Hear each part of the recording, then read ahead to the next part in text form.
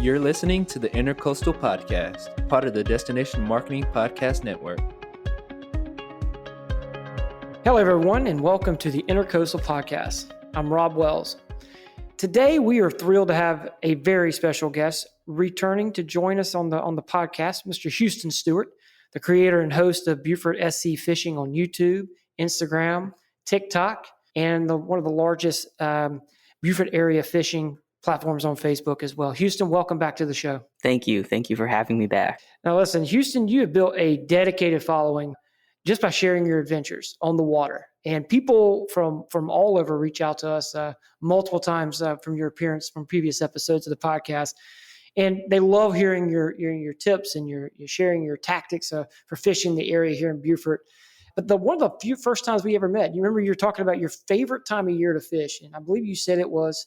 Oh, for redfish, it's definitely winter. Wintertime fishing, which is today's conversation. And we can't think of having someone would share all their some tips and tactics of what makes that work. So, Houston, let's just jump right in. What makes fishing in the wintertime that much more fun here in the Low Country as compared to other seasons? Well, it's probably how clear the water gets where you can like sight fish the reds. And you can go really shallow. You can see them swimming around. The red fishing is like crazy if you find the fish. Right. They school up to like hundreds of fish in one school. So it's... Well, I got to stop you there. So to explain why the water's so clear now as opposed to other times, what's causing that? It's the temperature drop. I guess it kills off like bacteria in the water that like makes the water look muddy. And so that's kind of why it starts to clear up. Normally it's like you can't see a foot down, but this time of year you can see probably like 5 foot down, depending on where you're at. I will say from experience, it's fun to be able to see the fish swimming along the banks or there in the oysters or whatever you're seeing. Yes. So I know you're talking about redfish specifically, but what are some other fish target species that we can see here in the Low Country during the winter? The other fish would be trout, winter trout. They school up just like redfish. And then also the bigger sheepshead. I've caught a lot of big sheepshead in the wintertime. Sheepshead doesn't get a whole lot of run on the podcast from the last couple of conversations. I definitely want you to kind of tell when we get to the tip section here in just a question, but how do like this cold water, like the temperatures of the water are a little cooler, right? You mentioned that earlier. What does that do to like fish behavior and where they can be found? So it depends on the fish. For the redfish, they're going really, really shallow, like a foot of water, sometimes less. But then when we're talking trout, this time of year, I usually find trout in like 20 feet of water because they're adjusting to the temperature to stay warmer, I guess. And then sheepshead, I've also found sheepshead much deeper this time of year. Sure. Like I'm sure feet. they found that comfortable temperature zone for them and where they want to be at, but also where the food is, right? Yeah. So all right, let's roll into bait and lures and how to target those. So we've got the 3 species we're talking about here. So let's talk about redfish first. How would what kind of lures, what kind of bait you're going after to fish for redfish in the winter? For redfish, I love to throw lures. But the number one live bait that I'll throw this time of year, pretty much any time of year, is a live mud minnow. Okay. That we get from CC's Honey Hole Bait and Tackle Shop. But my favorite lure to throw is a gulp swimming mullet. I'll throw that like year round. I always throw that. One thing I say about throwing the lure this time of year is you have to reel like really slow. You want to just like kind of drag it around on the bottom because the fish are cold and they're moving really slow and they're not going to chase down a bait this time of year. Right.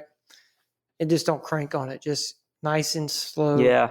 I mean, sometimes I'll even pause the bait and like let it sit for a second and then keep moving it. Now, rigging the mud minnow, are you putting that on a cork or are you just putting it on a jig head? I'm doing both. Okay. So it just depends. Like if I'm fishing over an oyster bar, I'm trying to put it on a cork and throw it over the oyster bar so I can float it over there and not get stuck. But if I'm fishing in like back of creeks and like holes and stuff, I'll just put it straight on a jig head. Just chuck it in there. I got you. Yeah, we love at the Wells household. We love the mud minnows this time of year for sure. Yeah. All right, well, now we talked about redfish. You Okay. use a similar setup and lures and bait for trout as well, or you got something different? So I'm going deeper for trout, and so I want to get my bait straight to the bottom. I'm using usually a 1/4 ounce jig head at least. I really love the Bass Assassin paddle tails.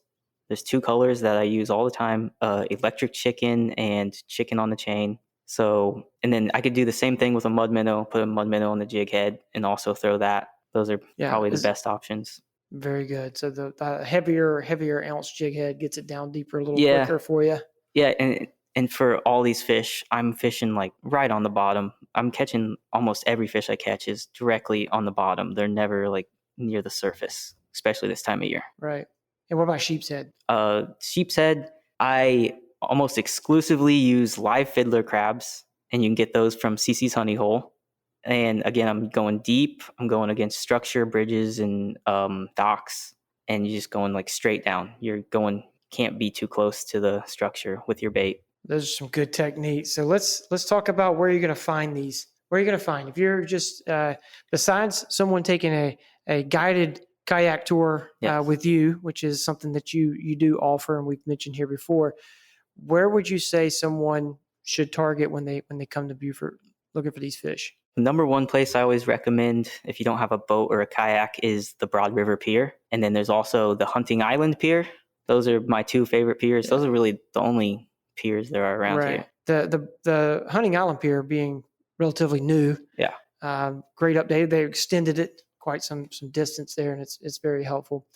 The Broad River Piers, you could see a lot of different species at the Broad River Pier. Yeah. What about from the shore? You see anything from Sands Beach or from the shore at Hunting Island? Yeah, you can fish from the Sands Beach. A lot of people do that. The boardwalk got hit by the hurricane, and so they're still working on that. Got some upgrades to do there for sure. Yeah. Those are fun, and those are all open access to the public. Yes. We always recommend that if you have an opportunity to get out on the water, whether it's just to explore, take a tour, or, just to get out fishing, there's plenty of fishing guides out there. There's what you offer. There's plenty of recommendations, but it's always good to have a mix between some lures that you can put through and some live bait to go through there. So let me talk about, you mentioned some tips earlier about reeling it. So can you elaborate some more of the tips for anglers who kind of might be new to fishing, but also new to fishing in colder weather? So for redfish, I mean, all the fish, you got to find them this time of year. Like they're really concentrated. They're schooled up. They're not like in every single spot. Finding them is going to be the number one thing. So, I mean, you can't just sit somewhere and wait for fish to show up. It's probably not going to happen. Right. Yeah, they're not just riding through. They're in a specific spot. They're sitting somewhere. They're barely moving. I mean, your bait could be 5 feet away from them, and they're not going to come after it. So it's really difficult to find them. Yeah, we're definitely, if I'm going to fish in a new area, especially in the wintertime, I want to find a guide. Yes. Because just like yourself, you've been on the water. You get on the water so often, you're usually pretty good idea where the fish are. Yeah. Well, so I think as a kayak fisherman, I have an advantage over the boats this time of year when it comes to red fishing, because I can just get so shallow where those fish are compared to the boats.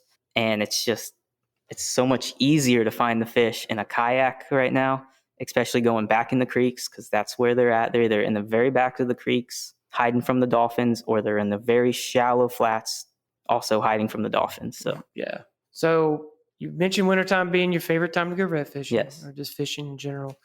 You got your personal best fish in the wintertime? You got what or most memorable fishing experience in the winter here in Beaufort? I had a couple amazing guided kayak trips in December and like January where, we found a school that they would eat anything you threw at them.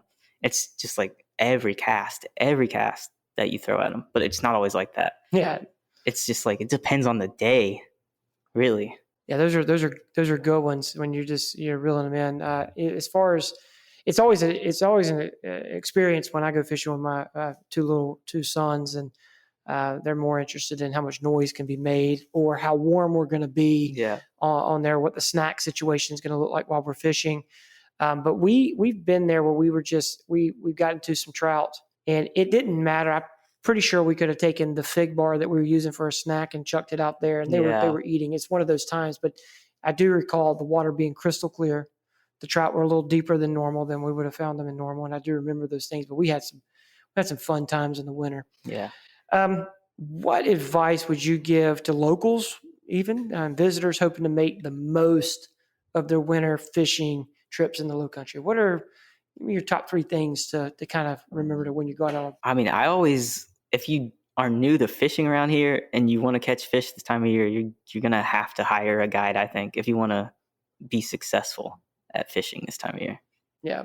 Because if you don't have the time to put on the water like more than like multiple days, you may never find the fish if you go out there. That's very, very good. And also, it's just because it might be a little warmer in the air temperature in the 60s, it still can get cool in the water. So dress appropriate.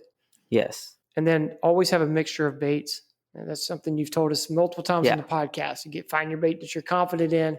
Exactly. Like, I mean, if you find them, and they're hungry, they're going to eat a live mud minnow. So that's kind of like a confidence thing. Just if you're just not getting bites and you're looking for them, stick with the mud minnow till you find them, and then you can throw lures.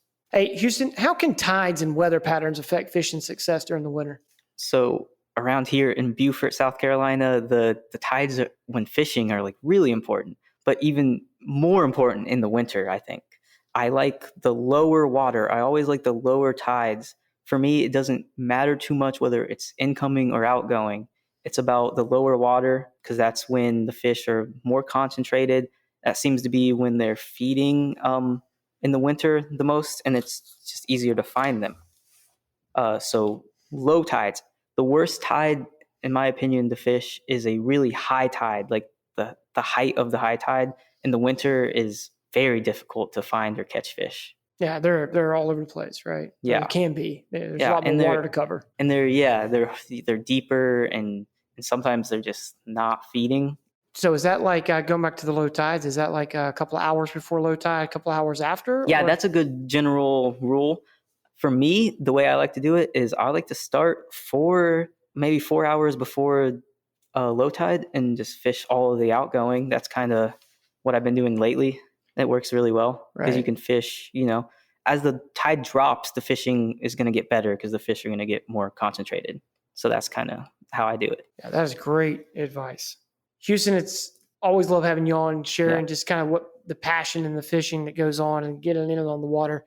What are some things that are coming up here in the near future that we should be pointing and looking at fishing wise? So at the end of this month, January 25th, I'm going to be competing in a sheepshead fishing tournament. It's hosted by CC's Honey Hole Bait and Tackle Shop. That's how you'll sign up if anyone wants to join. We're going to be targeting sheepshead. It's like your top 5 heaviest sheepshead. It's a weigh-in tournament. And the last couple tournaments that we've been doing through CC's Honey Hole, the first prize has been around like $1,000, and I'm expecting this one to be bigger than that. So it's a lot of fun. Yeah, and I see so much sheepshead content showing up on social media, not only from you, but from some of the other fishing guides in the area. So it's a very popular target species, and if people are in the area for that time, definitely want to sign up and get involved in that. And they can find that information on CC's Honey Hole. On Facebook, that's usually where it's at. Okay. So Houston, let the audience know where they can find you, how they can book a trip, a guided kayak trip with you. All right. So on YouTube, in TikTok, Instagram, Facebook, Beaufort SC Fishing. You can find all my videos and kind of see, what we're doing out there, how we're catching them, stuff like that. And so I offer a kayak fishing guide service. I can take up to 2 people at a time where I provide all the gear, the kayaks, everything to go out there and catch fish. The best way to contact me to book a trip for that is BeaufortSCFishing@gmail.com. And if you don't want to go out on a kayak, I recommend a boat charter also. And I always recommend Captain Tim with Castaway Charters if you want to do that. This has been a great episode, Houston, and thanks for coming on the show. I hope this was helpful for all of those who are looking to enjoy wintertime fishing. And if you haven't followed Houston on YouTube, Facebook, Instagram, or TikTok, I encourage you to go and look at all the wonderful fish and outings he's had on the water. Thank you. Yes, thank you for having me. I want to thank you all for listening to the Intercoastal Podcast.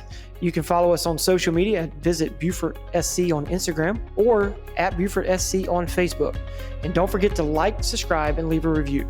We will talk to y'all next time. This has been another episode of the Intercoastal Podcast, hosted by Daquan Mickens and the team at Visit Beaufort Port Royal in the Sea Islands, produced by Relic.